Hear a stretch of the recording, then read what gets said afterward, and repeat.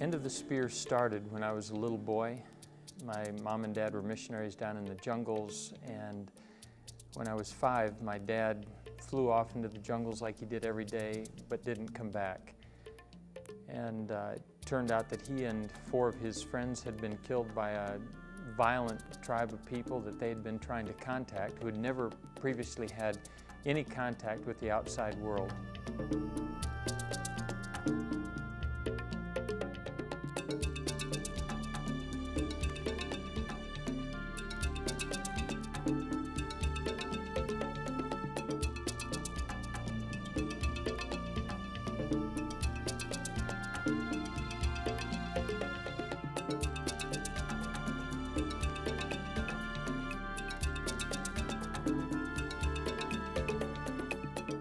The danger in my going in was that in the Waodani culture, when somebody didn't like something that somebody else did and they couldn't ignore it, it got beyond that point, their only means of resolving the issue was to kill. When somebody killed somebody in your family, then it was the right and the responsibility of the others, especially the males in that family, then to avenge that killing, to carry the vendetta until they made it right and reconciled it by killing somebody or somebodies in that family.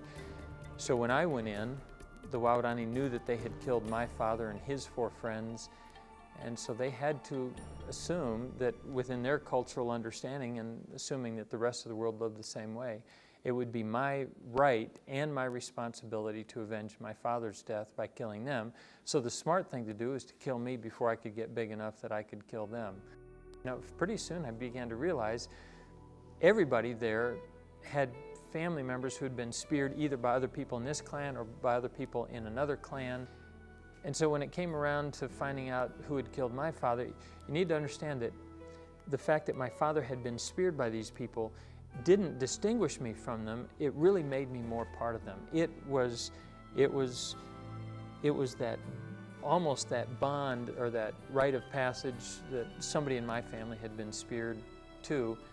It made me really fit into the tribe more than it separated me from them. So for me to know who the people were that killed my father didn't seem that significant. I was around with people who were living with people who'd killed other members of their family too.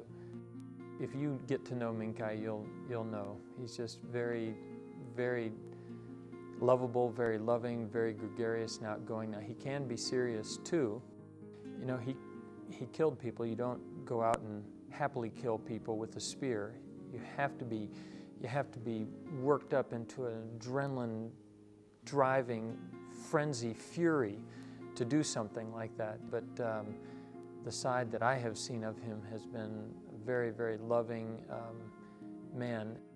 The only thing that has really stuck with me during this 50 years that this story has been, that God has been writing this story, has been the pain of believing that my dad and his friends had no way of knowing that this disaster, which must have seemed like failure to them, you know, they felt that God was leading them to go and share his markings, his carvings, to show them this better way to live to these people that had no friend in the rest of the world. And then here they were dying out in a lonely beach in the headwaters of the Amazon River in the middle of nowhere in the rainforest. That has hurt. But just as we've been working on making the film and as I've been living with them, information has started to come out that has led me to believe that maybe they did in fact know that, that this wasn't a failure, that this was in fact God's plan. In the process of writing this down, I realized, you know, I'm writing about how people that are family to me killed my family.